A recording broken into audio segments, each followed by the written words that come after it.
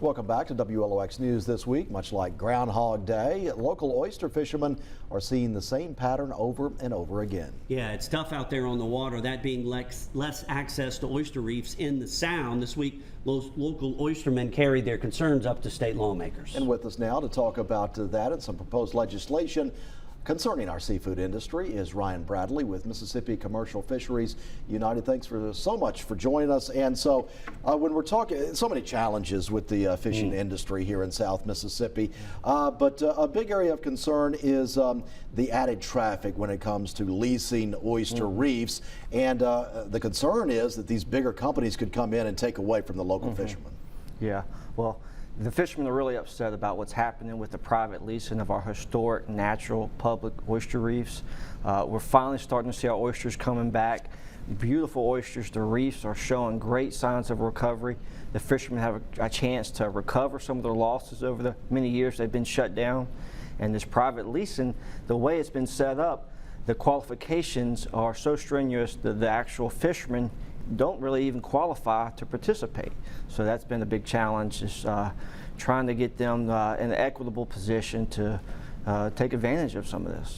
Now, you guys were up there, in fact, earlier last week, voicing your concerns. Do you feel like people are listening, or was it the deal where it fell on deaf ears? What was your gauge from that? Yeah, well, I think the lawmakers are certainly waking up to the concerns of the fishermen.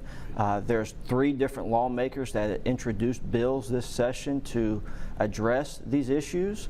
There's still 2 of those bills alive and pending at the Capitol today, so we're going to keep working those. And I think they want to help the fishermen one way or another. I don't think it's the legislature's intent to completely deny access to these fishermen, but that's what we see is likely to happen with the current lease program. So if it was up to you or you had your way, would you want to see the state maintain control of the reefs? Well, yes, we would ideally, the fishermen want to roll back the leasing program to keep it completely 100%. And we do already have private leasing going on, just not of our hard bottom natural reefs. So we'll continue to support that. One compromise we're looking at is maybe just less leasing, maybe just 20% of our reefs. Let's start slower and see if this is actually going to work. There's a lot of differences in how Mississippi program has been established versus these other states like Louisiana, long-standing, that have had some success with private leasing, but still a lot of differences between Louisiana and Mississippi. It's got to be frustrating for oystermen. Now they're finally coming back. We had the spillway and Zeta, and it looks like some of the natural reefs are starting to come back, and then they're like, oh, now we can go make a living, and then hey, wait, now we got to get a lease and go through a bunch of red tape. That really feels like that's the crux of this whole thing. What do you see playing out down the road? Yeah, to that point, a lot of the issue was for many years this program was sold to lawmakers as, hey, we have no oysters that have the reefs aren't coming back. And the DMR said this, told the fishermen the same thing, kept the reefs closed. We never got to see what was out there. And so what we would like to see going forward is a cooperative stock assessment. Before any of these reefs are leased, we need to survey them. And that's standard procedure in Louisiana. Assess the reefs. We need to know what's on them before we lease them.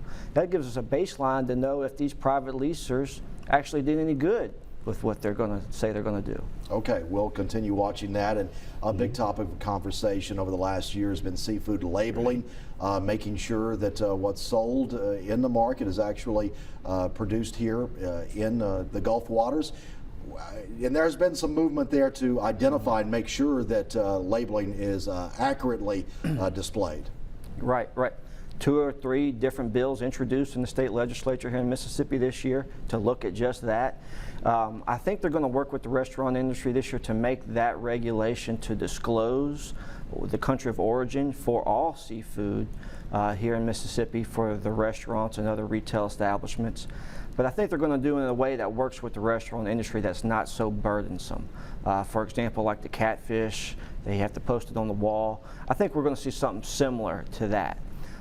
What's really the big kicker we look in Louisiana is how can they enforce these rules and regulation, and what we see in Louisiana is it's very hard to enforce or lacks enforcement.